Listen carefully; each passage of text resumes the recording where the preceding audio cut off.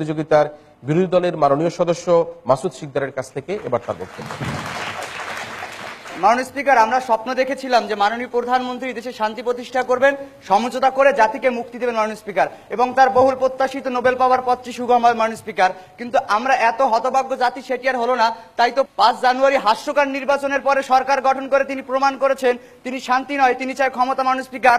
তাই তো অতি দুঃখ ভারাক্রান্ত হৃদয় বলছি, হায় রে আমার দেশ, গণতন্ত্র প্রায় শেষ মাননীয় স্পিকার।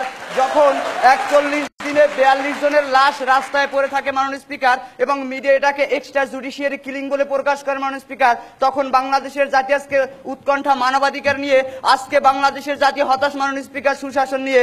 মাননীয় স্পিকার লক্ষ্য করুন, আজকের সরকার দল বলেছে সরকার নাকি আন্তরিক। মাননীয় স্পিকার, যার নেই আসল জোর তার আছে চাপার জোর মাননীয় স্পিকার, সেটাই প্রমাণ করেছে মাননীয় স্পিকার।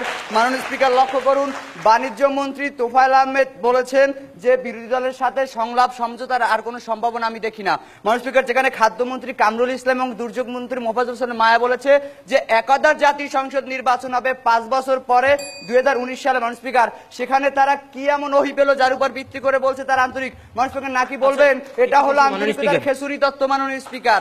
মাননীয় স্পিকার লক্ষ্য করুন, বাংলাদেশের জনগণ অনেক স্বপ্ন নিয়ে নবম জাতীয় সংসদ নির্বাচনে এই সরকারের হাতে ক্ষমতা তুলে দিয়েছিল মাননীয় স্পিকার। ক্ষমতা পেয়ে ধূমকেতুর মতো সর্বদলীয় আওয়ামী লীগ তন্ত্র আবিষ্কার করলেন মাননীয় স্পিকার, এবং নিজেই খেলোয়াড় নিজেই রেফারি হয়ে খেলা পরিচালনা করার কারণে মাননীয় স্পিকার দর্শক তো দূরের কথা খেলোয়াড়ও খুঁজে পায়নি মাননীয় স্পিকার। তাই তো 153টি আসনে মাননীয় স্পিকার 51% ভোটারের ভোট প্রয়োগ থেকে বঞ্চিত করে মাননীয় স্পিকার খালি মাঠে গোল দিয়ে ইন্টারন্যাশনাল স্ট্রাইকার সেজেছেন আজকে মাননীয় স্পিকার। মাননীয় স্পিকার লক্ষ্য করুন, একটু অপেক্ষা করুন, প্রশ্ন মাননীয় সংসদ নেতা। প্রশ্নটি হচ্ছে, জামিন দেওয়া হচ্ছে, কোনো হামলা মামলা হচ্ছে না, সংবাদ সম্মেলন করতে দেওয়া হচ্ছে, এগুলো যদি সমঝোতার উদাহরণ না হয় তাহলে বর্তমান সরকার কি করলে বলবো যে সমঝোতাটির জন্য তারা আন্তরিক? মাননীয় স্পিকার, আমরা সমঝোতা কি দেখবো মাননীয় স্পিকার? মাননীয় প্রধানমন্ত্রী বলেন যখন বিরোধী দলীয় একজন নেত্রীকে কটাক্ষ করে বলা হয় যে গোলাপি আপনি ট্রেন মিস করেছেন মাননীয় স্পিকার। মাননীয় স্পিকার, নাকে খত দেবার কথা বলা হয় মাননীয় স্পিকার, এটা কোন ধরনের সমঝোতা? নাকি এটা সমঝোতার পরিবর্তে মাননীয় স্পিকার সংকটকে দীর্ঘায়িত করার চেষ্টা করছে সমঝোতার জন্য সরকার আন্তরিক? মাননীয় স্পিকার, আগে কটূক্তি বন্ধ করুন আপনারা, আগে রাজনৈতিক কোন কাজটি করলে বোঝা যাবে যে সরকার আন্তরিক সমঝোতার জন্য? কোন কাজটি লক্ষ্য করুন, আজকে মাননীয় প্রধানমন্ত্রী বারবার কটূক্তি করে মাননীয় স্পিকার মাননীয় বিরোধী দলীয় নেত্রীকে উস্কে দিচ্ছে মাননীয় স্পিকার, বাংলাদেশকে একটি সংকটের দেশে পরিণত করেছে মাননীয় স্পিকার।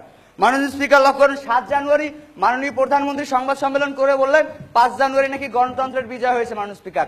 মাননীয় স্পিকার, 5 থেকে 10% ভোটারের ভোট প্রয়োগের নির্বাচনকে যদি গণতন্ত্রের বিজয় বলা হয় তাহলে রাজনীতি বিজ্ঞানে গণতন্ত্রের যে সংজ্ঞাটি রয়েছে মাননীয় স্পিকার সেটি হয়তো বা পরিবর্তন করতে হবে মাননীয় স্পিকার।